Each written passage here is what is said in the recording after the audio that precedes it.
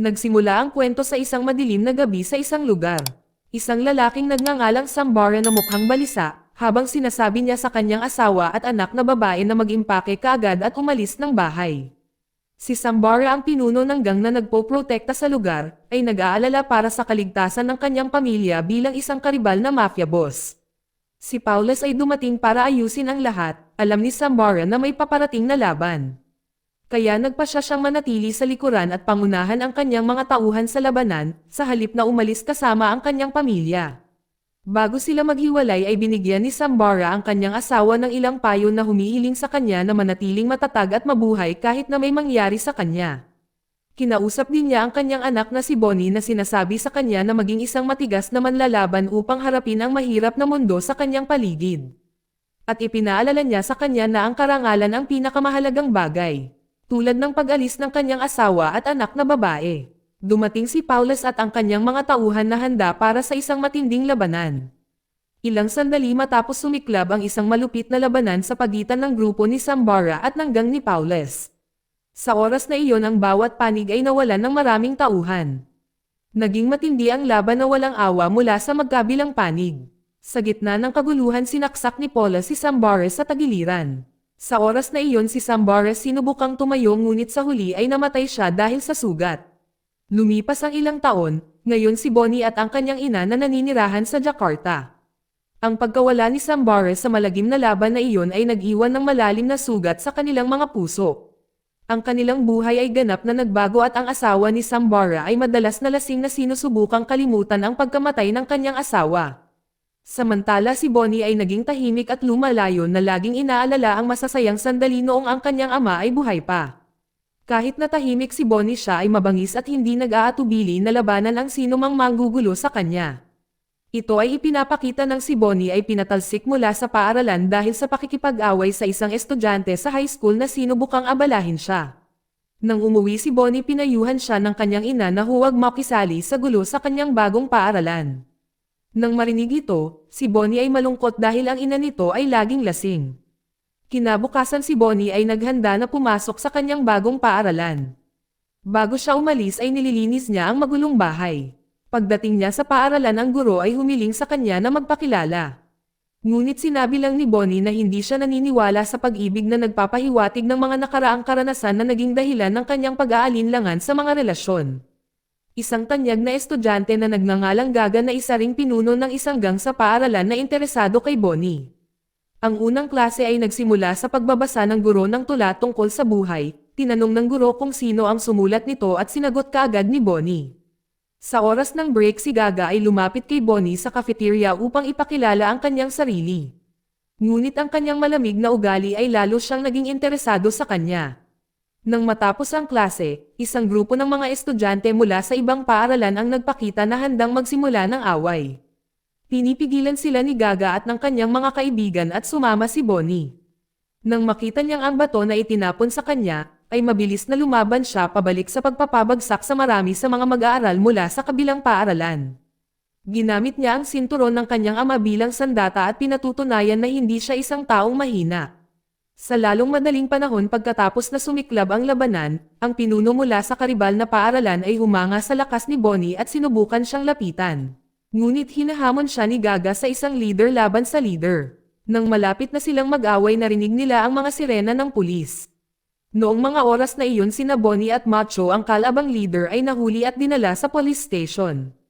Mamaya humingi ng tawad ang nanay ni Bonnie para sa kanyang pag-uugali at pangako na gagabay sa kanya para hindi na niya maulit ang kanyang mga aksyon. Pinaniwalaan siya ng mga pulis at pinalaya si Bonnie. Gayunpaman napagtanto ni Bonnie na nawawala ang kanyang sinturon. Kinuha ito ni Gaga nang mahulog ito sa laban. Kasabay nito ang pagpiyansa kay Macho ng katulong ng kanyang ama at planong bumisita sa paaralan ni Bonnie para makipagkita sa kanya. Samantala habang ang ina ni Bonnie ay pumupunta sa bar gabi-gabi para uminom at magsugal para kalimutan ang sakit ng pagkamatay ng kanyang asawa. Sa hindi inaasahang pagkakataon ang may-ari ng bar ay si Paulus ang amo ng mafia na pumatay kay Sambara. Si Paulus ay naging isang malaking negosyante pagkatapos na mamatay si Sambara. Kinabukasan ay nagtungo si Bonnie sa paaralan gaya ng nakagawian. Sa likod ng paaralan, Nakita niya ang kanyang mga kaklase na sinusubukang e-bully at asarin ang isang babae. Si Bonnie ay pumasok at binugbog sila ni Bonnie at ang mga estudyanteng sangkot sa pambubuli. Dahil dito pinatawag sila sa opisina ng tagapayo para sa parusa. Sinubukan ni Bonnie na ipagtanggol ang sarili. Ngunit natakot ang babae na sinabing biro lang ito kaya inakusahan ng prinsipal si Bonnie na umatake sa kanila ng walang dahilan. Nagpa siya ang principal na tawagan ang kanilang mga magulang, nang marinig ito sinabi ni Bonnie na pupunta lang siya sa CR, ngunit plano niyang tumakas. Ngunit nabigo siya dahil nakakandado ang mga gate ng paaralan. Sa gitna ng kalituhan lumitaw si Gaga at ipinakita kay Bonnie ang tanging paraan upang makalabas silang dalawa ay umakyat sa bubong ng paaralan at tumalon pababa para makatakas. Hiniling ni Gaga kay Bonnie na sumama sa kanya, ngunit tumanggi ito. Pagkatapos ay ipinakita nito ang sinturon ni Bonnie at nangako na ibalik ito kung sakaling sumakay siya sa kanyang sasakyan. Sa wakas ay pumayag si Bonnie at sumama. Sa labas ng paaralan, dumating ang ina ni Bonnie kasama si Uncle Frank, ang tapat na kaibigan ng kanyang yumaong ama, upang tumulong sa pagresolba sa sitwasyon ni Bonnie. Sa kasamaang palad ay hinihiling ng ibang mga magulang na paalisan si Bonnie sa paaralan. Ang punong guro ay nagpasya na paalisan siya. Samantala si Bonnie ay dinala ni Gaga sa bar ni Uncle Frank at hiniling na ibalik ang kanyang sinturon. Ipinaliwanag niya na ang sinturon ay simbolo ng lakas mula sa kanyang ama. Sa lalong madaling panahon narinig ni Uncle Frank na napatalsik muli si Bonnie at pinayuhan siya na baguhin ang kanyang mga paraan. Nalungkot si Uncle Frank nang makita ito, kung paano nagbago ang pamilya ni Sambara na naalala niya ang nakaraan at ikinwento niya kay Bonnie ang tungkol sa kanyang ama na dating isang dealer. At magaling sa kanyang kakayahan sa pakikipaglaban at napakabait din ito. Si Frank mismo ay dating isang gangster na naging kaibigan ng ama ni Bonnie, matapos siyang iligtas ni Sambara mula sa isang pag-atake ni Paulus. Si Sambara ay nagbabala kay Frank na manatiling alerto kung sakaling sinubukang sundan muli sila ni Paulus. Si Bonnie ay nagpasalamat kay Frank sa pagbabahagi ng kwento. Noong gabing iyon habang pauwi si Bonnie ay may nakitang isang babae na inatake. Nakialam siya at nakipag-away sa mga tulisan at iniligtas ang babae. Habang nasa bar ang ina ni Bonnie ay hinimatay ito dahil sa sobrang pag-inom. Nang magising siya nagulat siya nang makita niya na pinagsasamantalahan siya ng kanyang kasama sa sugal.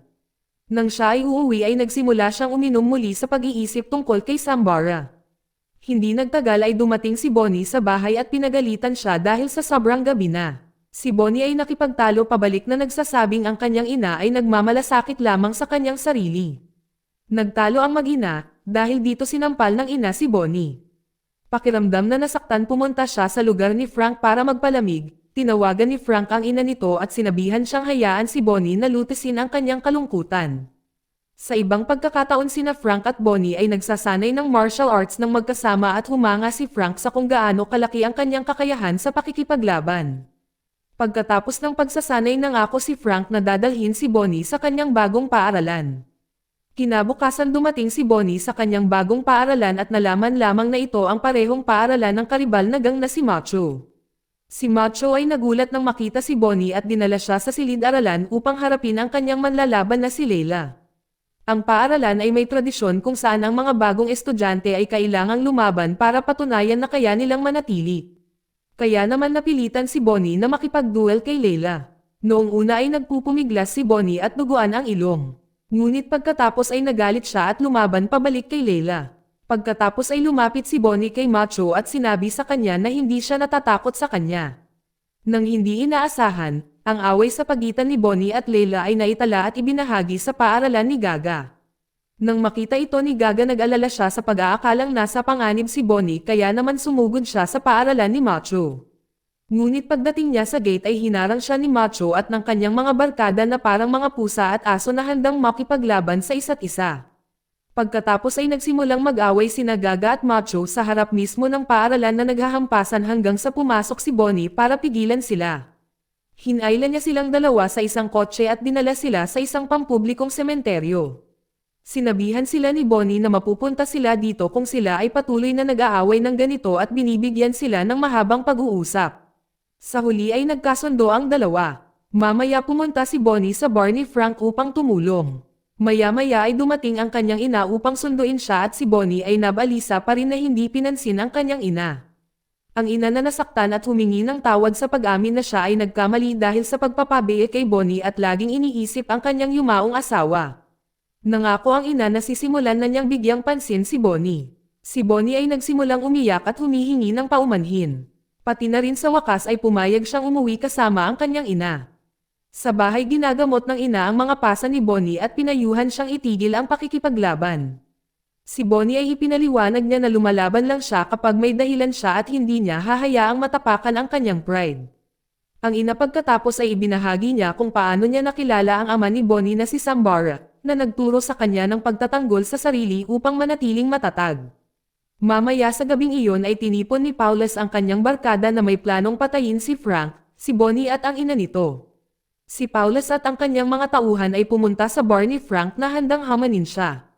Ipinaalala ni Paulus kay Frank ang tungkol sa pagkamatay ni Sambara at binyantaan siyang papatayin siya. Galit na inatake nila si Frank, pagkatapos ay sumiklab ang isang matinding labanan at nagpumiglas si Frank na makasabay. Ngunit pagkatapos ay si Bonnie dumating upang tulungan siya at magkasama silang lumaban sa mga tauhan ni Paulus. Ngunit sa huli ay binigla ni Paulus at lumapit kay Bonnie at ibinunyag na siya ang pumatay sa kanyang ama. Si Frank pagkatapos ay tinulak si Bonnie upang makatakas at sinabi sa kanya na iligtas ang kanyang ina na maaaring nasa panganib. Samantala si Paulus ay nagtagumpay kay Frank, sinasabi na ang isang buhay ay dapat bayaran ng isang buhay. At pagkatapos ay tapusin ang buhay ni Frank, sa kabilang panig umuwi si Bonnie sa bahay at nag-aalala nang makita niyang magulo ang bahay at nawawala ang kanyang ina. Pagkatapos ay nakahanap siya ng isang kahon ng pasporo na may logo ng gambling bar ni Paulus. Kaya siya tumungo doon, pagdating niya maraming mga tauhan ni Paulus ang naghihintay sa kanya at sumiklab ang away. Habang ang ina ay banihag ni Paulus kung saan plano niyang patayin siya. Ngunit gusto muna niyang makita ni Bonnie ang pagkamatay ng kanyang ina. Ang paghahanap sa kanyang ina ay hindi siya natagpuan ni Bonnie at bumalik sa bar ni Frank at nabigla lamang siya nang makita si Frank na pinatay. Ito ay isang nakakasakit ng damdamin na sandali para sa kanya. Dahil nawala ang isang taong nagpoprotekta at sumuporta sa kanya. Kinabukasan buong tapang na nagpasya si Bonnie na salakayin ang lugar ni Paulus upang iligtas ang kanyang ina. Gaya ng inaasahan marami sa mga tauhan ni Paulus ang naghihintay. Ngunit si Bonnie ay tumulak pasulong at isang matinding labanan ang nangyari. Nagawa niyang talunin ang ilang mga kalaban. Ngunit ang kanyang mga galaw ay naging mas mabagal. Ang kanyang paghinga at ang kanyang katawan ay nananakit sa pagod. Sa kabila ng pagod, ang kanyang determinasyon na pagkapagod ay nagsimulang madamay. Sa gitna ng matinding sandali na ito ay nakarinig siya ng isang malakas na dagandong. Pagkaraang dumating ang isang grupo ng mga estudyante sa high school mula sa paaralan ni Gagas at Macho upang tulungan si Bonnie. Sa isang malawakang gulo sa pagitan ng mga estudyante sa high school at ng mafia gang ang naganap. Sa magulong labanang ito, ang mga high schooler ay nagsimulang madaig ang gang. Si Bonnie ay pumunta sa loob ng gusali, ngunit hinarang siya ng isang blonde-haired na lalaki na natalo noon sa kanyang ina. Na nagpupumilit siya sa laban, ngunit dumating sina Gaga at Macho upang suportahan siya at sinabihan siya na magpatuloy sa unahan. Habang pinipigilan nila ang blonde na lalaki pagkatapos ay nakarating si Bonnie sa rooftop kung saan naghihintay si Paulus sa kanya. Inutusan ni Paulus ang kanyang mga tauhan na patayin si Bonnie. Dahil sa pagod at sugatan si Bonnie ay tinamaan ng ilang mga pag-atake. Sa sandaling iyon si Paulus ay tumawa at naglabas ng kutsilyo. Habang ang ina ni Bonnie nakabitin, sa kabutihang palad ay dumating sina Gaga at Macho at muling sumiklab ang labanan. Nang magkasama sila ay nagtagumpay upang talunin ang magtauhan ni Paulus. Dahil sa nagpanik si Paulus ay nagpasya na tapusin ang lahat sa pamamagitan ng pagbagsak sa ina ni Bonnie.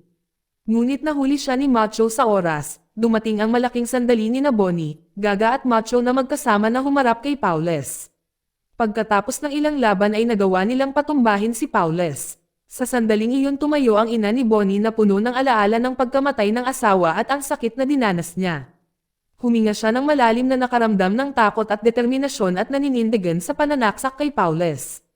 Sinabi niya na ang kanyang paghihiganti ay kumpleto na. Pagkatapos ay binigyan ng ina si Bonnie ng isang huling piraso ng payo na nagsasabi sa kanya na kalimutan ang mga kaganapan ngayon at mamuhay ng masaya. Kahit na malamang na makulong siya para sa pagpatay kay Paulus. Sa lahat ng bagay na nagpasya si Bonnie na bumalik sa lugar ng kanyang ama. Dito nagtatapos ang kwento. Salamat sa panonood kaibigan.